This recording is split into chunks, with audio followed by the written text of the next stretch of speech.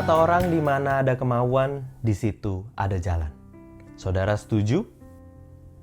Pernahkah saudara memaksa seseorang untuk melakukan sesuatu yang ia tidak mau lakukan, tetapi pada akhirnya ia terpaksa mengiyakan?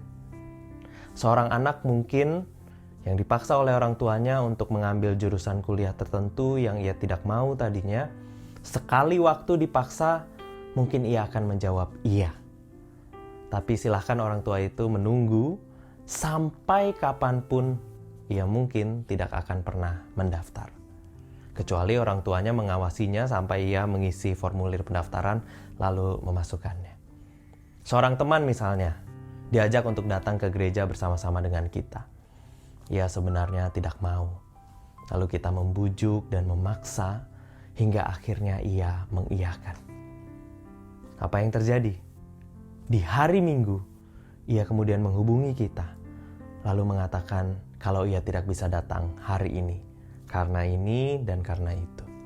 Minggu depannya ia tidak muncul lagi, lalu kembali beralasan ini dan itu. Mengapa saudara?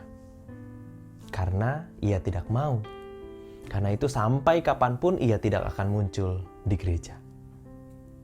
Nah saudara, sampai di sini kita melihat bagaimana ketika seseorang tidak mau, sekarang atau nanti itu sama saja, tidak akan dilakukan, tidak akan menghasilkan apa-apa, tidak akan terjadi sesuatu yang diharapkan. Alkitab kita menceritakan sesuatu yang menarik saudara. Kita akan membacanya dari Markus 11, ayatnya yang ke-12 sampai dengan ayatnya yang ke-14, lalu disambung dengan ayatnya yang 20, kita baca sampai ayatnya yang ke-22. Saya bacakan buat kita sekalian. Keesokan harinya sesudah Yesus dan ke-12 muridnya meninggalkan Betania, Yesus merasa lapar. Dan dari jauh ia melihat pohon ara yang sudah berdaun. Ia mendekatinya untuk melihat kalau ia mendapat apa-apa pada pohon itu. Tetapi waktu ia tiba di situ, ia tidak mendapat apa-apa selain daun-daun saja. Sebab memang bukan musim buah ara. Maka katanya kepada pohon itu, jangan lagi seorang pun makan buahmu selama-lamanya. Dan murid-muridnya pun mendengarnya. Lanjut ayat 20. Pagi-pagi ketika Yesus dan murid-muridnya lewat, mereka melihat pohon ara tadi sudah kering sampai ke akar-akarnya. Maka teringatlah Petrus akan apa yang telah terjadi, lalu ia berkata kepada Yesus, Rabi, lihatlah, pohon ara yang kau kutuk itu sudah kering. Yesus menjawab mereka, percayalah kepada Allah.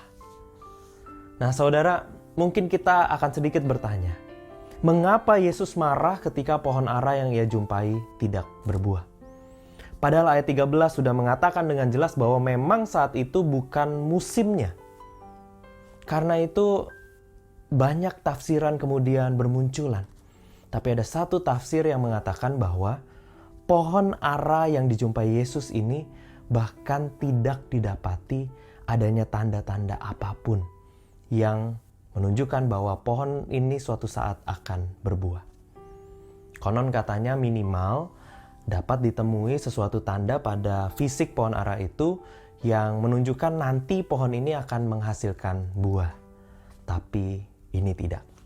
Jadi menurut Tuhan Yesus, sekarang atau nanti, cepat atau lambat, pohon ini tidak akan menghasilkan buah. Karena itu Yesus mengutuk pohon ara itu dan keringlah pohon itu. Saudara, menurut saya, buah yang dinantikan oleh Tuhan dari setiap kita sesungguhnya tidak muluk-muluk.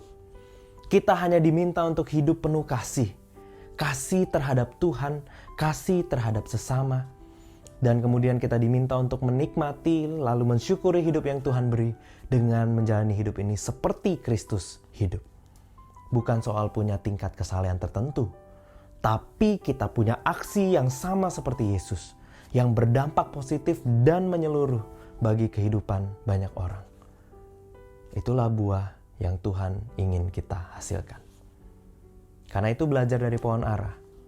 Mulai miliki keinginan untuk berbuah. Karena di mana ada kemauan, di situ akan ada jalan. Lalu berusahalah setiap hari, setiap saat untuk dapat menghasilkan buah-buah tadi.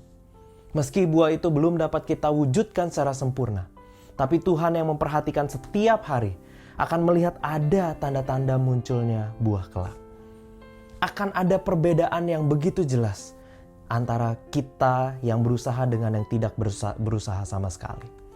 Karena itu yang selanjutnya kita harus lakukan adalah percaya. Seperti yang Tuhan Yesus katakan, percayalah kepada Allah. Maka kita percaya. Ketika kita ingin untuk menghasilkan buah bagi Tuhan, kita berusaha untuk menghasilkan buah bersama Tuhan dengan pertolongan yang Tuhan berikan. Percaya sekarang atau nanti kita pasti akan berbuah dengan baik. Tapi sebaliknya ketika kita tidak percaya akan kuasa Tuhan, kita tidak ingin menghasilkan buah, dan kita sama sekali tidak berusaha, maka betul, sekarang atau nanti kita tetap saja tidak akan berbuah. Kemudian pada kita diperhadapkan sebuah pertanyaan yang besar. Lalu apa arti hidupmu di hadapan Tuhan? Apa makna hidup yang kita sedang jalani ini sehari-hari? Sekarang atau nanti sama saja. Tidak berusaha sekarang, nanti pun tidak akan menghasilkan apa-apa. Karena itu miliki keinginan untuk berbuah, berusahalah, dan Tuhan beserta kita sekalian. Amin.